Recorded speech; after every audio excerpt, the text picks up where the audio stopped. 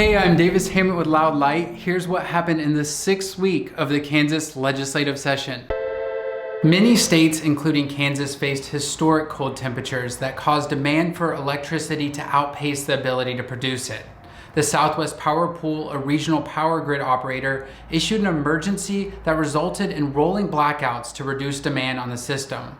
This has not occurred in over 80 years and was intended to prevent a broader, uncontrolled collapse of the power grid.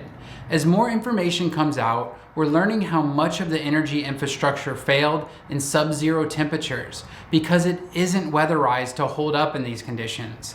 On the production side, natural gas pipelines froze, frozen coal is less efficient, and machines broke down.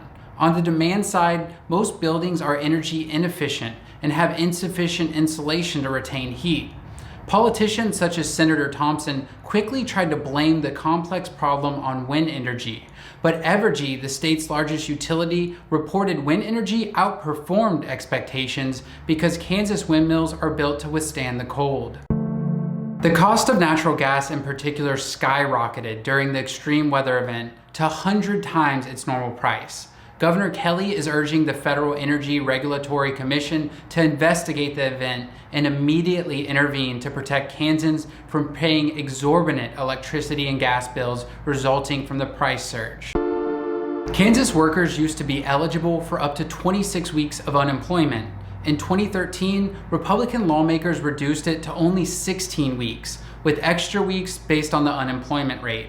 At this stage in the pandemic, workers who lost their job are eligible for 20 weeks, but Republican legislators are pushing a bill to immediately take away an entire month of unemployment eligibility. The plan is aimed at forcing workers back onto the labor market and comes from the Kansas Chamber, which heavily finances Republican political campaigns. President Biden issued an executive order in January creating a special enrollment period on the healthcare.gov insurance marketplace.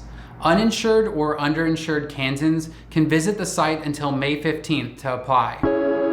Governor Kelly announced a $200 million rental assistance program using federal aid designated for housing stability during the pandemic. You can visit kshousingcorp.org for more details. A bill was heard to establish an Office of the Child Advocate as a watchdog group over the state's foster care system. The office would act as an independent agency for complaints, investigations, and recommendations on improving the child welfare system, which became plagued with high-profile failures during former Governor Brownback's tenure. One of the several proposed medical marijuana bills will have a House committee hearing on Wednesday and Thursday. The committee will have to work through different perspectives on qualifications, access, production, and tax rates. Several young Democratic representatives introduced an alternative bill to instead just legalize marijuana for adults and regulate it similarly to alcohol. Most bills need to pass out of a committee by this coming Friday to stay alive this year. This week, we'll see hearings on the Fairness in Women's Sports Act, which would subject girls to genital inspections to play public school sports. Payday lending reform to cap interest on small loans at 36% annually, and many others as legislators scramble to move bills before the deadline. Over the next couple weeks, we'll have a better picture of the legislature's priorities. Stay tuned, stay engaged, and until next time, thank you so much, Kansas.